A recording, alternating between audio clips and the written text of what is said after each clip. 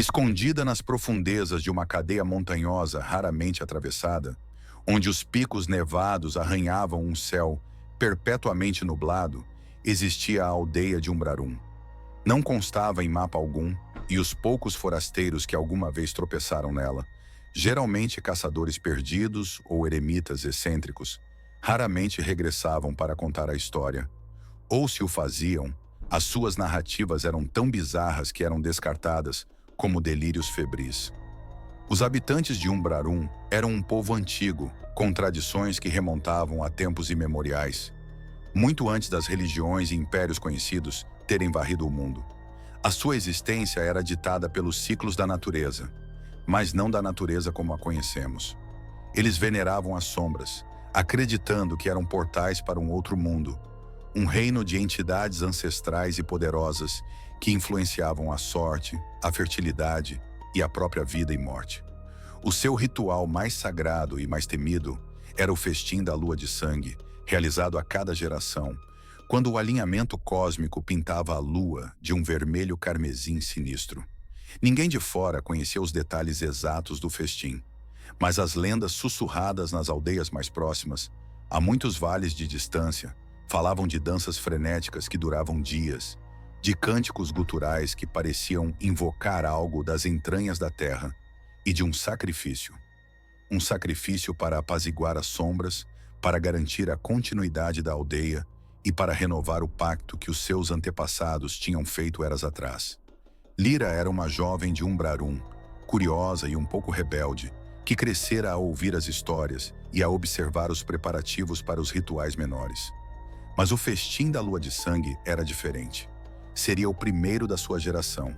Os anciãos da aldeia, com os seus rostos sulcados como a casca de árvores antigas e os seus olhos que pareciam conter a escuridão das cavernas mais profundas, começaram os preparativos meses antes. A aldeia inteira foi purificada com fumo de ervas raras.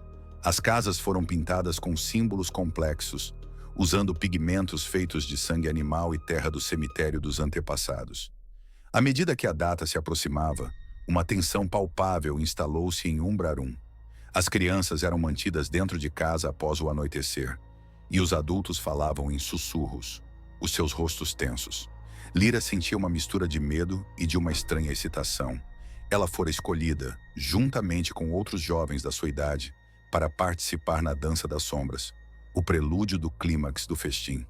Na noite da lua de sangue, a aldeia reuniu-se no círculo de pedras ancestrais, no ponto mais alto da montanha, um lugar onde se dizia que o véu entre os mundos era mais fino.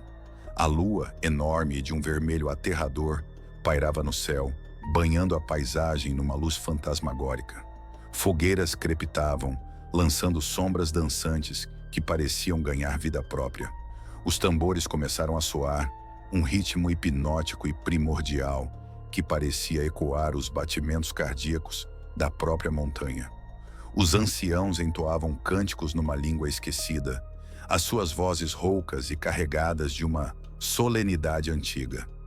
Lyra e os outros jovens, os seus corpos pintados com os mesmos símbolos das casas, começaram a dançar. Não era uma dança de celebração, mas de transe, de invocação. Os seus movimentos eram erráticos, contorcidos, como se estivessem a ser manipulados por fios invisíveis. À medida que a dança se intensificava, as sombras ao redor do círculo de pedras pareciam aprofundar-se, a contorcer-se de formas não naturais. Lyra sentiu um frio gelar-lhe os ossos, apesar do calor das fogueiras e do esforço da dança. Viu, ou pensou ter visto, formas escuras a moverem-se nas periferias da sua visão. Figuras altas e esguias com olhos que brilhavam com uma luz fria e vermelha, refletindo a lua de sangue. O ar tornou-se pesado, carregado de uma energia palpável. Os cânticos dos anciãos atingiram um crescendo. E então, o sacrifício foi revelado. Não era um animal como Lyra sempre supusera. Era um dos anciãos. O mais velho de todos, o guardião da sabedoria da aldeia. Ele caminhou para o centro do círculo, o seu rosto sereno, quase exultante. Deitou-se sobre uma laje de pedra lisa, os braços abertos. Dois outros anciãos, vestidos com mantos negros e máscaras que representavam as faces das sombras, Aproximaram-se, empunhando facas de obsidiana que brilhavam à luz da lua. Lyra quis gritar, desviar o olhar, mas estava paralisada, presa no feitiço do ritual. O que se seguiu foi brutal e primitivo. O sangue do ancião fluiu sobre a pedra, escuro sob a luz vermelha da lua. Mas não houve gritos de dor, apenas um suspiro profundo, como se uma grande tensão tivesse sido libertada. E enquanto o sangue escorria, as sombras ao redor do círculo pareceram avançar, a beber a essência vital que lhes era oferecida. Lyra sentiu uma presença avassaladora, uma inteligência fria e antiga que a observava, que observava a todos. Não era malévolo no sentido humano, mas era vasto e indiferente e exigia o seu tributo. As figuras sombrias tornaram-se mais distintas, os seus contornos a solidificarem-se por momentos antes de se dissolverem novamente na escuridão. Eram os senhores das sombras, as entidades com quem a aldeia tinha o seu pacto. Quando o ritual terminou e a primeira luz do amanhecer começou a tingir o céu de cinzento, as sombras recuaram. O corpo do ancião sacrificado fora removido e a laje de pedra limpa, embora uma mancha escura permanecesse, como uma cicatriz. Os aldeões estavam exaustos, mas havia uma estranha calma nos seus rostos. O pacto fora renovado. Umbrarum sobreviveria por mais uma geração. Lyra ficou profundamente marcada pela experiência. A beleza aterradora do ritual, a palpável presença das sombras, a aceitação serena do sacrifício. Tudo aquilo abalara as suas convicções.